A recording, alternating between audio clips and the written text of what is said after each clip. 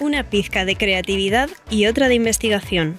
En Caldo de Cultivo hablamos sobre procesos creativos junto a artistas, científicos y otros creadores que hacen cultura a fuego lento. Sumérgete en estas conversaciones que celebran las dudas, las epifanías y los espacios invisibles de la cultura.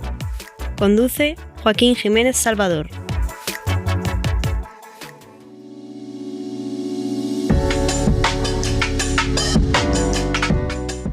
Bienvenidos y bienvenidas a Caldo de Cultivo, su podcast sobre procesos creativos.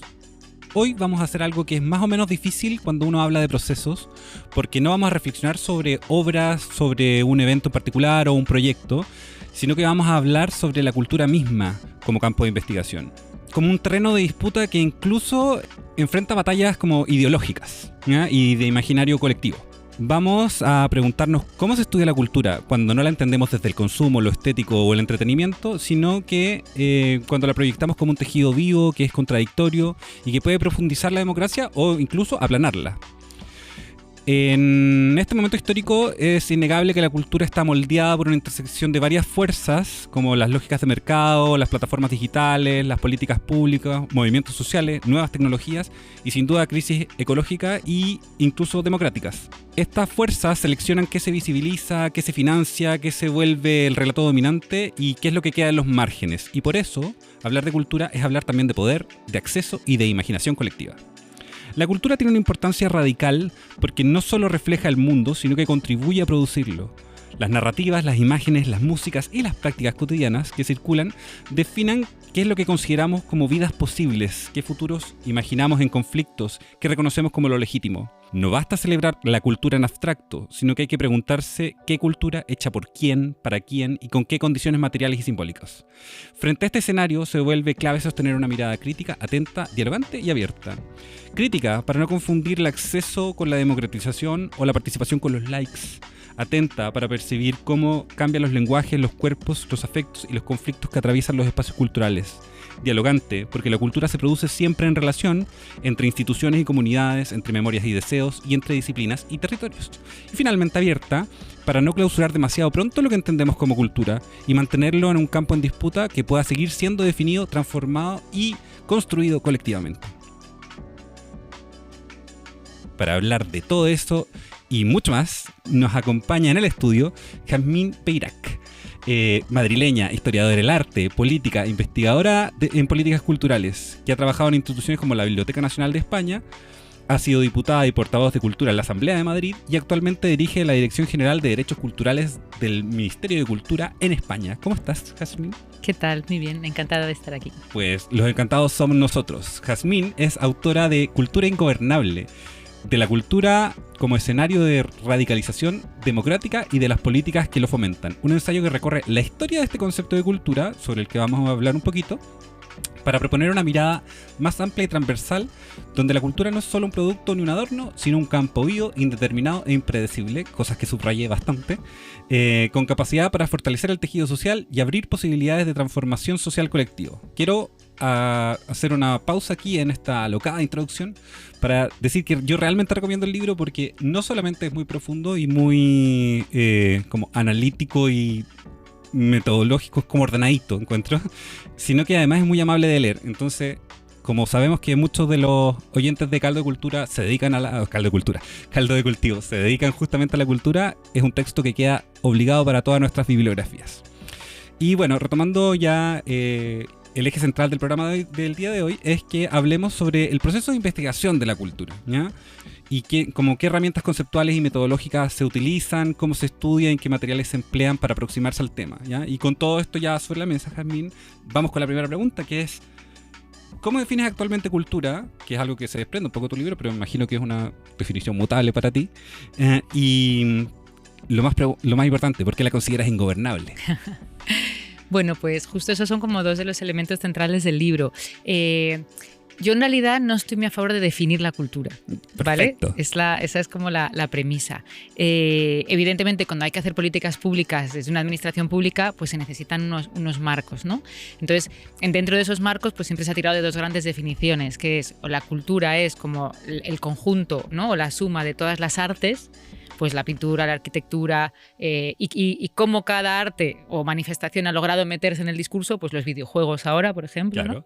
O si no, entender que la cultura es todo aquello que hacen los seres humanos, pues desde un libro hasta la comida, hasta sus leyes, hasta su organización, ¿no? Entonces, bueno, yo creo que la cultura estaría como entre medias, o sería un poco una especie de superposición de ambas, ¿no? Tiene una singularidad y una materia prima que la hace específica, pero tiene que ver con todas las esferas de nuestra vida.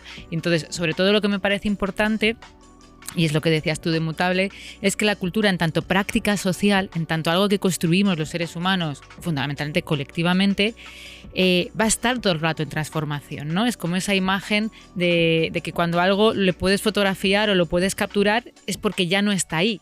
O sea, es como el gato de Schrödinger. Bueno, podría ser algo así, ¿no? Yo siempre pensaba en los átomos, lo que pasa es que luego vi que no era así, no funcionaba así, pero esta idea de que cuando tú fotografías un átomo es que ya se ha movido, ¿no? Ya Claro. no está en ese lugar. Entonces, yo creo que la cultura tiene algo de eso. Y en el libro yo cojo una idea de Lacan que me gusta mucho, que es la de no todo, entonces por eso hablo de una cultura no toda, porque claro, Lacan diferencia, sin meternos en teoría lacaniana, que es muy complicada, no vamos a ir por ahí, pero bueno, diferencia entre el todo y el no todo, ¿no? Entonces, el todo sería una especie como de vocación de pretender hacer un conjunto que tiene sentido, que es homogéneo, ¿no? Y que funciona un sistema. Y eso en realidad siempre se logra a partir de ciertas trampas para que las cosas te cuadren, ¿vale? Y como alternativa estaría el no todo, que es como que no es posible articular un sistema cerrado, coherente, en el que una cosa lleve a la otra, sino que en realidad hay como una sucesión de prácticas, de realidades, que todas en conjunto pues van generando, ¿no? como un campo. Entonces creo que la cultura tiene más que ver con ese campo que con edición cerrada. Y de ingobernable, pues básicamente yo cuando pienso en ingobernable pienso en dos ideas. Uno, que precisamente como la cultura es mutable, es indeterminada, es difícil de definir, pues tampoco se sabe sus efectos, ¿no? Ni lo que provoca. Esto, cuando yo escribí el libro, también era una interpelación a algunos contextos generalmente provenientes de la izquierda que entendían que la cultura transformadora solo podía ser una, ¿no? Entonces es la idea de pensar, bueno, muchas veces lo que aparentemente revolucionario no lo es y lo que aparentemente es más conservador de repente consigue abrir rupturas y abrir brechas, ¿no? Y luego lo que es, digamos, como una de las tesis centrales del libro, que es que ¿cuál es el rol de una institución pública en relación con la cultura, ¿no? Entonces, resumiendo rápidamente, para que los oyentes se lean el libro. Ya tienen el abstract por la autora, imagínense qué lujo. Y además quiero decir que más encima viene con jet lag, así que como Eso es verdad. para que vean lo lumbrera de nuestra invitada de día. Eso es verdad. Entonces, básicamente es la idea de que una institución, o sea, que la cultura es más rica, es más viva cuanto más escapa de la institución. Que la potencia de la cultura es lo que existe en la sociedad, porque de hecho la cultura se hace desde la sociedad, no la hacen las instituciones. Entonces que la institución lo que tiene que hacer es generar las condiciones para que toda expresión cultural, cualquier formato, cualquier propuesta, cualquier práctica, se multiplique, prolifere, hasta que la institución pierda el control. De hecho, el éxito de una institución es que aquello que impulsa, con un compromiso, tiene que haber un compromiso institucional, se le vaya de las manos, pierda el control, ¿no? Por eso es la idea de que en el fondo gestionar cultura es digamos, gestionar o sea, que gobernar la cultura es generar las condiciones de su ingobernabilidad, generar las condiciones de esa multiplicación, de esa proliferación y de ese escape de la institución, ¿no? ¿Y por qué eliges como el concepto de ingobernabilidad respecto a, por ejemplo, autonomía, lisa y llanamente? Porque me parece que ingobernabilidad... Aparte de que suena profundamente más cool igual. ¿Ingobernabilidad? Sí, de todas maneras. Puede ser, no lo sé. Pues mira, en realidad, ¿por qué elegí ingobernabilidad? Esto es un chascarrillo del título del libro. Son las cosas que nos gusta saber aquí. Claro, y es que cuando yo trabajé en el mundo de la cultura desde hace muchos años y cuando surgió Podemos en España, pues yo formé parte de la candidatura para la Asamblea de Madrid, para el Parlamento Regional, y yo era la portavoz de cultura. Entonces un periodista me entrevistó y entonces yo les contaba esto que te decía de que no se puede controlar la cultura, que es ingobernable, ¿no? O sea, y eso no es autónomo, sino que realmente no es el afán de una institución sujetarla, por eso es lo de ingobernable. Entonces tituló la entrevista La cultura es ingobernable. Entonces, como eran mis primeros pinitos en política, yo me asusté y pensé, uy, esto es como muy fuerte, ¿no? Y entonces le pedí que lo cambiara y me dijo que no, como buen periodista. Y entonces luego pensé, pues fíjate, eso es un poco lo que va a definir lo que yo pienso de la cultura, ¿no? Justamente de lo que a una le sale y le da miedo, pues probablemente ahí esté una verdad. Bueno, es una gran bandera en realidad, porque también pone en jaque la idea de cuánta injerencia está dispuesta a aceptar una entidad, hablemos de cultura como una entidad autónoma, no necesariamente es ingobernable, es decir, como aunque conserve su autonomía, quizás está dispuesta a recibir influencias y eso genere que tengan menos posibilidades de mutar hacia otros lugares. Quiero, como ya cimentado el hecho de que estamos trabajando con materialidades absolutamente blandas, preguntarte también sobre el proceso de tu metodología de investigación como para el desarrollo del texto y también del pensamiento crítico, en el fondo. ¿Cómo te vas acercando a abordar esto que ya es intangible y que se escapa y que es ingobernable? Bueno, es el único libro que he escrito. No sé si escribiré algún otro. Lo que sucedió en este caso es que mi propia práctica política en la Asamblea de Madrid, o lo diría de otro modo, o sea, yo llevo mucho tiempo en el mundo de la cultura, pues o bien porque yo qué sé, porque estudiaba teatro, o porque durante muchos años participé en el movimiento social de ocupación en un centro social ocupado donde se hacían proyectos culturales autónomos y autogestionados, y porque luego pues me dediqué a la política institucional en cultura. Entonces yo creo que todo eso me llevó como al deseo de o acumular como varias cosas que tenía ganas de compartir, que iba pensando durante toda esa experiencia, ¿no? Y más, sobre todo, en mi época en la Asamblea de Madrid, en la que yo me preguntaba qué significa una política cultural emancipadora, ¿vale? Porque es verdad que cuando se habla de proyectos culturales que pretenden una transformación social, siempre se centraban, o a mi juicio siempre se han centrado como en los contenidos del proyecto, en las representaciones, en los imaginarios, ¿no? En los programas que se ponen o en qué exposición se hace, en qué... Y yo pensaba que no tenía que ver con eso, que tenía que ver con las lógicas de producción, de distribución, de participación, como decías antes, para quién, cómo, dónde, ¿no? Y no tanto el qué. Claro, como el rol de los agentes, no solamente su resultado. Claro, pero incluso la idea de agentes en cuestión, ¿quiénes son los agentes culturales? Claro. ¿Solo el sector de la cultura? No. Esa es otra cuestión, ¿no? Esa es otra cosa a cuestión a problematizar. Entonces era, pues, cuando hablas de descentralización, de proximidad, de participación, de cooperación, o sea, que tenía más que ver con las lógicas que van articulando el campo cultural y que lo pueden hacer más fértil, ¿no? Y entendido más fértil para esa proliferación, para esa riqueza, o más estéril, en el cual, pues como sabemos lo que sucede, ¿no? Pues la oferta está concentrada, no está distribuido, hay una homogenización, hay línea editorial. Hay línea editorial, la cadena de distribución de los beneficios está muy concentrada, no se reconocen prácticas comunitarias, no se reconocen prácticas que no son, digamos, como las que entiende el sistema que existen. Entonces, bueno, que me parecía más importante como, no diría una aproximación material, porque creo realmente que lo material y lo digamos, subjetivo, ¿no? O cultural está muy entrelazado, pero sí que me pasaba que tenía esa pregunta. Entonces, a partir de ahí, pues no sé qué metodología usé. Yo tenía ideas e iba rellenándolas pues de noticias que veía, de artículos que me interesaba, de libros que leía y que me hacían pensar cosas. Entonces, con todo eso, yo durante muchos años iba como metiendo cosas en esas cajitas que me preocupaban. Y luego ya de repente todo eso empecé a entenderlo y a ir como ideando, pues yo qué sé, propuestas, tesis. Y entonces fue fundamental cuando me propusieron escribir el libro, que yo esto se lo aconsejo a cualquier persona que quiera escribir un libro, aunque sepa escribir y aunque haya escrito muchos, me acompañé de una consultora, se llama, sí, como en inglés es como coaching, pero no es tanto el rollo de coaching, sino un acompañante que me ayudaba. Te da una perspectiva. Claro, efectivamente es como una especie de partener, ¿no? Una colega con la que me ayudaba a estructurar, me decía si algo no funcionaba. Entonces yo creo que el libro se lee bien, que es una cosa que me han dicho mucho, porque creo que hay ese trabajo que no es solo de la autora, sino que es un trabajo más colectivo, más compartido, ¿no? Claro. Entonces creo que eso es muy importante. O sea, sin duda se ve que hay mucha puesta en común de los conceptos. No se trabajan los conceptos de manera hermética en el libro, que creo que es algo como bien interesante. Me gustó mucho también cuando mencionaste esto de que te ibas nutriendo de como datos, entrevistas, porque justamente por eso te quiero preguntar. Entendía la cultura como una cosa media indefinible, sí cercana más al quehacer que solamente a las prácticas estéticas o disciplinas artísticas, ¿verdad? Más que prácticas, las prácticas más cercanas, de hecho.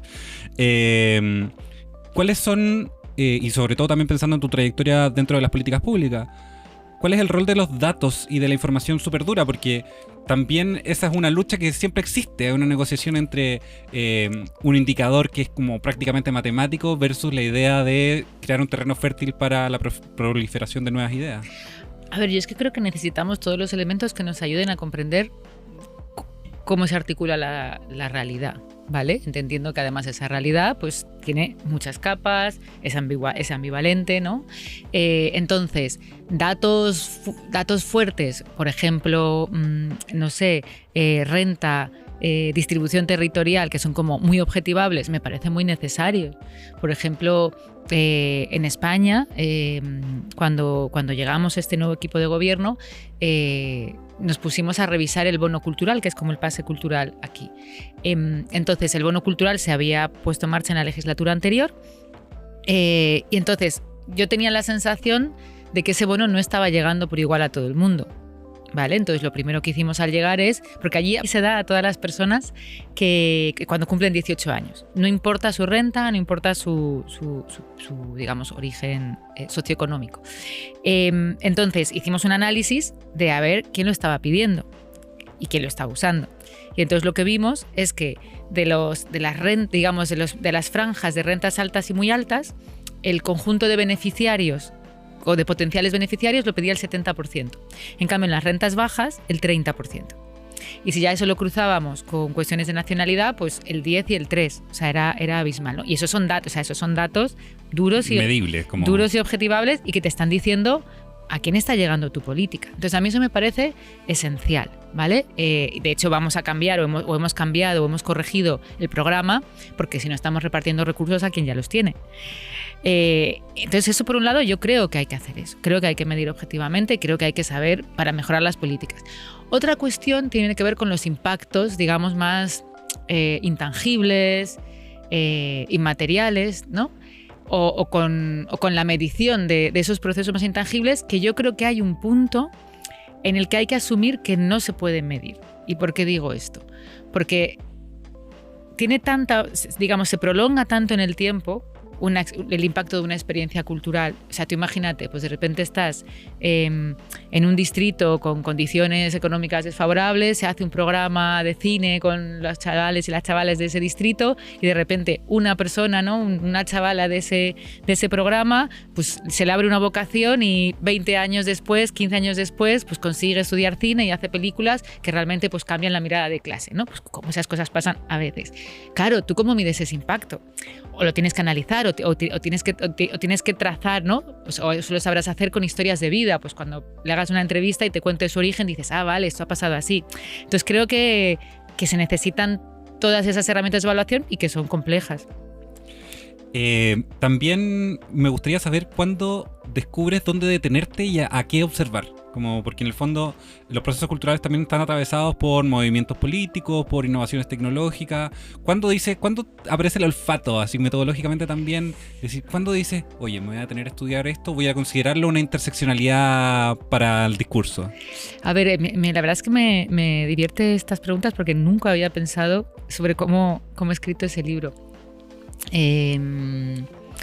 Pues no sabría decirte. Yo creo que en este caso, y en general cuando escribo o cuando pienso, tengo más bien una intuición que quiero transformar en tesis, y entonces voy viendo si se sostiene o no con los elementos que voy encontrando. Y eso hace que a lo mejor de repente decida dejar fuera de campo cosas, o porque desvían excesivamente. Pues por ejemplo, en el libro no se habla casi nada de la cuestión tecnológica, y es uno de los grandes, digamos, desafíos contemporáneos. Pero claro, si ya te metes ahí, de repente el foco se va muchísimo. Sí, porque ya te pones a hablar de otra cosa, ¿no? Y otra cosa que está vinculada con cuestiones de democracia, de soberanía, ¿no? De poder, pero que en cuanto metes el significante de tecnología, y en esa época no estaba la inteligencia artificial, pero ahora en cuanto pones ese significante desaparece cualquier otra posibilidad de reflexión, ¿no? Entonces es una cosa más bien instintiva, más como... y que después responde a como las preguntas que te genere. Sí. En el fondo yo quiero saber cuándo voltear la mirada, porque... ¿Qué significa voltear la mirada? Voy a ello. Pienso que es muy importante saber cuando uno quiere investigar dentro de un campo. Es decir, como, ¿por qué uno se siente atraído hacia algo? ¿Cachai? Como, ¿qué fue lo que te movilizó para decir, vale, voy a pensar específicamente sobre cultura, pero lo voy a pensar mirando esto y esto y esto? Vale. O sea, si yo te digo que me movilizó, es una cuestión bastante emocional y yo, en general, pienso mejor cuando estoy un poco enfadada. O sea, pienso mejor contra algo. Yeah. Y eso es lo que me hace querer defender algo. Y entonces, esa es la movilización, ¿no? Entonces, en este caso, lo que movilizaba es cómo es un proyecto realmente cultural emancipador. O sea, que realmente pueda plantear una propuesta de transformación social y pueda reivindicar que la cultura tiene un lugar en esa transformación social, que es algo que no se piensa. Entonces, quizás hay una cuestión, digamos, como emocional desde el enfado. Y entonces luego vas viendo fragmentos de la realidad que te permiten construir ese discurso, ¿no? O sea, que al final también una propuesta de ensayo no deja de ser una propuesta comisarial, en cierto sentido. Y dado que estás viendo estos fragmentos y estos espacios de la cultura, ¿cómo lo haces con aquellos que decides dejar fuera? Como ya, te hablé de voltear la mirada en el sentido de, me llama la atención eso que está cruzando la calle por allá, pero también hay un lugar que uno no quiere ver o uno que decide no considerar. Lo comentabas un poco con la tecnología, pero en el fondo, ¿cómo defines que ya no entra a jugar en este ensayo, en esta propuesta comisarial? Pues yo creo que es porque me lleva demasiado lejos de donde yo quería estar. O sea, porque si me meto por ese camino, ¿no? Es como cuando vas, no sé, vas caminando por un sendero y entonces de repente te puedes desviar un poco, pero hay un momento en que dices, claro, es que si voy por ese camino, es que ya me voy a otro paisaje. Entonces, pues es que ese paisaje no lo voy a hacer porque quiero seguir en este, ¿no? Entonces creo que tiene más que ver con o allí donde me tengo que ir a otro sitio y me pierdo donde yo quería hablar, o allí donde a lo mejor las cosas son tan complejas que no tengo nada que decir. O sea, también hay que decir, hay veces que hay temas en los que hay que pensar mucho para poder decir algo y no decir lo que se dice siempre. Entonces, pues de repente también exige un esfuerzo de investigación, ¿no? Que no te permitiría de nuevo seguir por donde estás. Claro, en el fondo, no desproteger la idea central sería un buen camino como para trazar una metodología de investigación sobre estos temas. Sí, que evidentemente tienes que salirte, a veces das un rodeo, paseas, pero no irte a otro lugar. Eso, hay que mantener el GPS o la brújula bien calibrada. Oye, y pasando ya a otras preguntas como más conceptuales y también proyectivas. En el contexto actual, como no para hacer un update de tu publicación, pero ¿qué crees que son las investigaciones culturales que son como prioritarias? Como cuando estemos pensando en investigar cultura, en profundizarnos en esto, ¿qué deberíamos estar o qué crees que es clave en el contexto actual? Que es una pregunta muy general y también muy personal. Si te interesan las investigaciones sobre las tasas, está bien, ¿cachai? Pues yo creo que es fundamental la investigación sobre la desigualdad en cultura, porque no hay muchos estudios, no hay muchos análisis. En el Reino Unido hay algunos, pero que creo que se tiene que plantear, pues eso, profundizar en esta idea de para quién y desde quién, ¿no? Es decir, quién compone la clase cultural y quién realmente tiene la cultura o las prácticas culturales como algo cotidiano en su vida. O sea, la cuestión de la desigualdad socioeconómica, de territorio, de género, de origen étnico, discapacidad. O sea, creo que eso es algo central. Que de hecho en el Ministerio de Cultura estamos impulsando un estudio sobre desigualdad. ¿Qué más? Bueno, eso también se relaciona harto con un concepto que gira harto, yo creo, en el ecosistema cultural actual, que es el de los derechos culturales, ¿ya? Entonces, ¿cómo crees que las investigaciones en cultura pueden ayudar a profundizar los derechos culturales? Algo que también me gustaría preguntarte, como siguiendo en esta línea. Bueno, creo que es fundamental. O sea, creo que las investigaciones al final también lo que generan son debates públicos y debates colectivos que consiguen, ¿no? como fundamentar también lo que puede ser las políticas en los derechos culturales y lo que es el conocimiento. Entonces yo creo que es esencial como ser capaz de... Porque al final una investigación lo que hace es abordar una problemática, ¿no? Y desplegarla como si fuera un papel, ¿no? Que lo vas como desplegando en todas sus partes y entonces lo vas complejizando, lo vas problematizando y creo que eso es esencial. De hecho, en el Ministerio de Cultura, yo aquí hago un poco de promo de... No, adelante, saca las banderas, son las que nos interesan. Saco esta bandera de la que estoy muy contenta porque sacamos ayer justo una convocatoria en las no sé cómo se llaman aquí, las convocatorias de concurrencia, donde cualquier persona presenta un proyecto y acceda a financiación. Perfecto. Para estudios en el ámbito de los derechos culturales. Es decir, universidades o entidades sin ánimo de lucro pues pueden presentar un proyecto y de ahí desarrollar su investigación. Por esta idea de multiplicar las investigaciones en torno a derechos culturales. Porque a lo mejor a mí me interesa la de equidad y consideramos que para la política que estamos haciendo desde el Ministerio es importante, pero puede haber muchas otras, ¿no?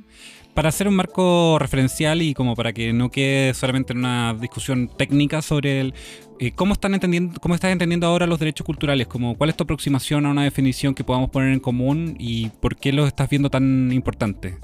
Vale, pues a ver, empiezo por el final. ¿Por qué los veo tan importantes? Primero, desde un punto de vista jurídico, porque son derechos, ¿no? Son derechos humanos, así está reconocido en la Declaración Universal de los Derechos Humanos. Entonces, en tanto derechos reconocidos y que se encuentran en documentos que han sido firmados por los distintos estados, pues se tienen que cumplir, ¿no? Como el derecho a la educación, como el derecho a la sanidad. En segundo lugar, creo que son importantes porque creo que el marco de los derechos culturales nos está permitiendo abordar aspectos o problemáticas de la cultura y la relación con la cultura y del efecto de las políticas culturales que llevan décadas en la mesa, un lustro, pero que ahora los derechos están sirviendo como de llave para pensar ciertas cosas, ¿no? Que tiene que ver con el rol de las instituciones, que tiene que ver con las prioridades de las políticas públicas, que tiene que ver con todas estas cuestiones. Entonces, en ese sentido, me parece que jurídicamente tienen su sustantividad y que a la vez son una estrategia, ¿no? De alguna manera de avanzar en democracia cultural, en ciudadanía cultural, en cultura viva, o sea, tiene muchos nombres.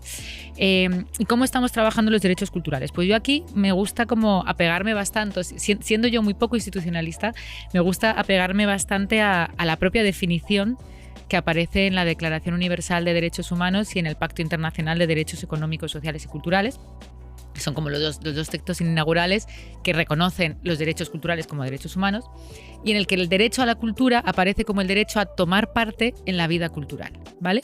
Entonces creo que estos dos sintagmas, que son del 58 y del 66, o sea, hace ya, pues nos sirven mucho para pensar ahora la relación con la cultura y la política cultural, ¿no? En primer lugar, esa idea de vida cultural, que quiere decir que no estamos hablando solo de que el derecho a la cultura es un derecho de acceso a bienes y a servicios, ¿no? Que es como se ha entendido desde los últimos 50 años, sino que vida cultural es algo estructural en la vida y en la experiencia de todas las personas, ¿no? Que tiene que ver con la construcción de la identidad, con nuestras capacidades expresivas, creativas, con el uso de la lengua, con las prácticas comunitarias, con gestionar proyectos, ¿no? Con decidir sobre las propias políticas de la cultura.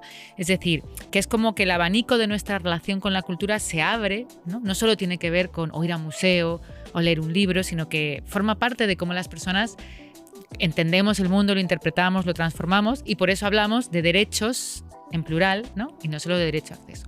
Eso en vida cultural. Y luego tomar parte o participar, es decir, que no somos solo consumidoras ni espectadores, sino que somos protagonistas de la vida cultural, somos agentes, ¿no? Tenemos agencia, tenemos autonomía, tenemos que tener la capacidad, los recursos y la oportunidad para decidir y definir qué es lo que es nuestra vida cultural. Entonces creo que estas dos ideas, la de una noción extensa de cultura y la de una autonomía y agencia cultural de las personas, son como dos de los grandes, digamos, como pesos, ¿no? de la idea de derecho cultural.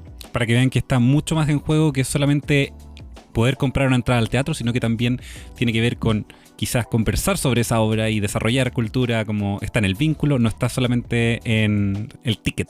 Sí, y luego tiene que ver con ir a una obra de teatro, hablar de una obra de teatro, formar parte de un grupo de teatro y divertirse sin más vocación profesional. De hecho, está demostrado que cuando se hace una práctica cultural, se consume más cultura, ¿vale? Claro. O sea, que al final una política sectorial y de, digamos, una política de industria necesita una política que no sea sectorial ni de industria. Y esto a la par como de cocinar y en el fondo todo el quehacer humano propiamente tal, como lo definía a raíz de la carta.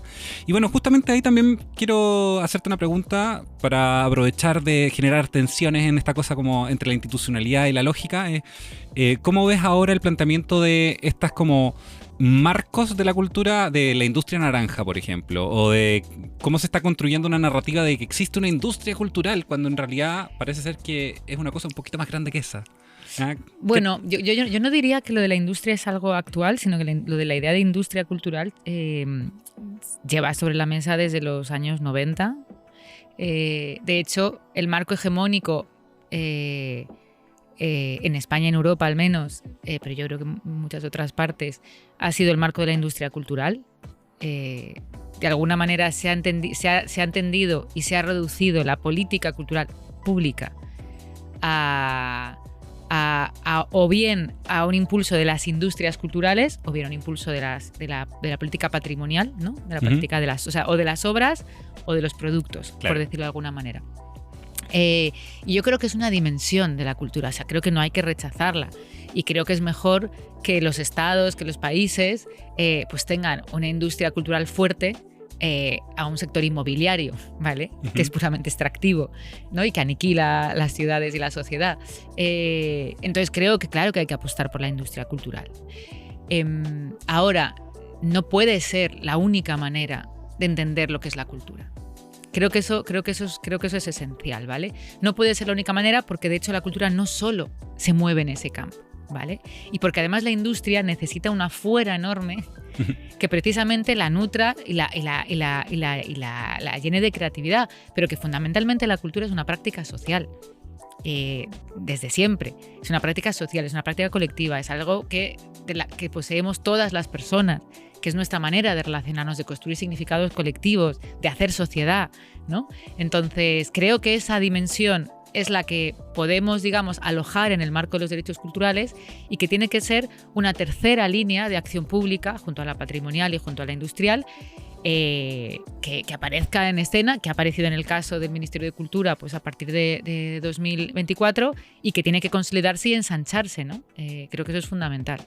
Y al revés, fuera de la idea de definición o de los riesgos y las potencialidades que tiene como hablar de industria o de sector naranja, etcétera, pensando ya en las capas sociales, como qué oportunidades de investigación y de análisis ve en incorporar elementos como los movimientos sociales, las redes comunitarias o las prácticas artísticas que disputen relatos dominantes. Bueno, me parece esencial en dos sentidos. El primero, porque ese es el tejido social que existe. O sea, ahí vamos un poco lo mismo. Cuando lo hegemónico es la industria, los únicos agentes culturales son los agentes industriales, sectoriales. Cuando entendemos que la cultura es una práctica social, se multiplican el número de agentes con los que trabajar, a los que distribuir recursos, ¿no? Y a los que incorporar. Entonces creo que todo el tejido comunitario, tejido asociativo, tejido social, movimientos sociales, activismo, es fundamental, ¿no? Yo siempre digo que igual que una democracia es más fuerte cuando el tejido social está activo, ¿no? Cuando no se limita a votar cada X años, ¿no? Sino cuando realmente hay protagonismo social, pues lo mismo pasa en cultura. Una democracia cultural necesita que todos seamos agentes culturales y que todos de alguna manera participemos, ¿no? y contribuyamos a ese campo cultural. Y quería decir algo en relación con la segunda parte de la pregunta, pero se me ha olvidado. Yo te pregunté qué oportunidades identificabas al estudiar como movimientos sociales y redes comunitarias. Ya. Y luego lo que decías de cuestionar me parece esencial. ¿Por qué? Porque creo que en esta idea de ingobernabilidad, ¿no? Va aquello de perder el control sobre lo que sucede en el campo de la cultura.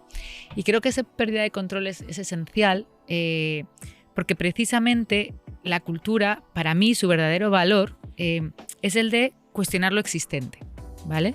Hay gente que dice que la cultura nos hace buenas personas, tal. Yo no lo creo mucho, a veces sí, a veces no, pero sí que creo que la cultura tiene una potencia como de cambiar la mirada de las cosas, en ese acto creativo conectar cosas que antes no estaban conectadas, cuestionar formas que existen, ¿no? Por lo tanto, abrir nuevos horizontes y sobre todo cuestionar lo establecido, cuestionar el poder. En el fondo, un agente dinamizador. Un agente dinamizador porque lo que hace es interrumpir el ciclo, digamos, como el establecido de las cosas, ¿no? Creo que ese es su principal valor. Por eso, en cierto sentido, hacer política cultural es, de alguna manera, generar las condiciones para que la sociedad pueda permanentemente cuestionarse a sí misma, ¿no? Y eso es esencial. Entonces, en ese sentido, esos agentes que has mencionado, con muchos otros, es fundamental que la política cultural, de alguna manera, deje el espacio, no solo lo deje, sino que estimule el espacio para ese cuestionamiento del poder ¿no? Porque es precisamente lo que va a hacer que las sociedades cambien, transformen y construyan pues como nuevos horizontes de lo posible. Claro, y además le va a permitir un punto de autoobservación, porque al incorporar nuevas interseccionalidades, como se puede entender desde un lugar distinto a la institucionalidad también, creo. Sí. Es decir, como qué es lo que tenemos que hacer va a definir todas esas líneas, tanto para las líneas políticas como las líneas de investigación necesarias. Y ya llegando hasta el final, he disfrutado mucho nuestra conversación, quisiera alentarte a que nos cuentes un poquito cómo se puede investigar y en el fondo qué claves les darías a gente que está interesada en indagar y metodológicamente la investigación y la aproximación a los discursos culturales, como cómo puede uno empezar a sumergirse en este mundo. Cuando haces esa pregunta, ¿te refieres como metodológicamente o...? Nos sirven las dos, como en el fondo pienso ¿qué consejo le darías a un investigador Nobel, por ejemplo, en esta área? Como abórdalo por aquí o Vale. Esto yo descubrí investigando yo. Vale, a ver, me siento un poco impostora, no hombre. por la clásica sentimiento impostora de género, porque yo no soy, o sea, ahora hace mucho que no estoy investigando. O sea, antes lo hacía, pero... Pero recordemos la definición original Sí. de la cultura como el quehacer, entonces desde tu vereda. O sea, yo creo que hay un tema que de repente a alguien le interesa y entonces creo que hay que, uno, leer todo lo que pueda sobre ese tema. Y además es muy bonito, a mí me gusta mucho cuando de tanto que lees sobre algo ya empiezas a ver que todo se repite. Y empiezas a ver quién ha cogido la idea de cada quien, ¿no? Entonces eso es maravilloso porque dices, ya domino, o sea, el campo lo domino. Entonces creo que lo primero es eso.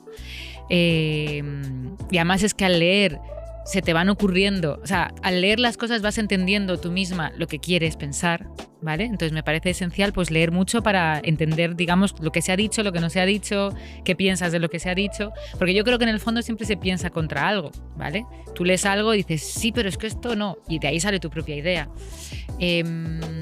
Luego, creo que es muy importante todo aquello que crees que tiene algún tipo de relación con lo que estás estudiando, lo guardes, una captura de pantalla, un artículo, una frase de un libro, una foto, o sea, como que hagas eso. Por ejemplo, la gente que escribe guión lo hace mucho, ¿no? Entonces, que todo eso lo vayas guardando, porque claro, las teorías también las tienes que poder aterrizar con ejemplos, ¿vale? Entonces necesitas que todo eso que estás pensando digas, claro, pues como esto que sucedió en no sé dónde, ¿no?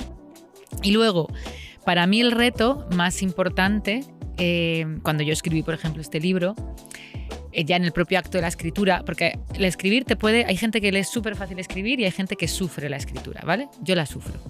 Y básicamente la sufro porque tengo que pelear mucho conmigo misma, porque me es muy difícil, o sea, me tengo que sujetar mucho para decir exactamente lo que quiero decir y que al escribir la frase no se me vaya a lo que creo que hay que decir. ¿Vale? Ya, perfecto. Entonces es súper importante pensar, vale, pero ¿cuál es la idea que yo quiero decir? Y aunque te cueste, estás ahí como... Porque si no, la inercia, tú pones a escribir, la inercia te lleva a los lugares comunes que ya están dichos. Entonces creo que eso es fundamental.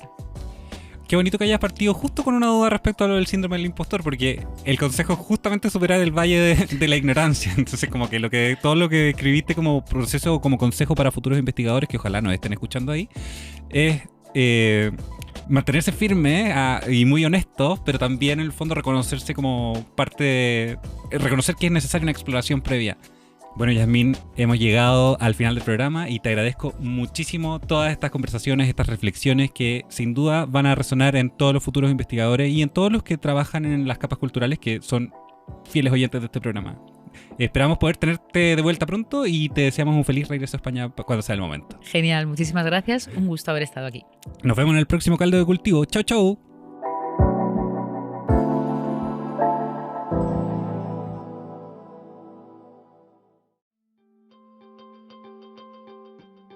Esta producción sonora fue realizada en los estudios de Radio Inventada del Centro Cultural de España en Santiago.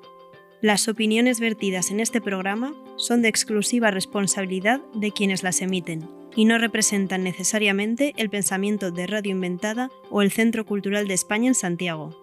Editor general de Radio Inventada, Joaquín Jiménez Salvador. Postproductor, Fabián Flores Corbalán. Todos los derechos reservados.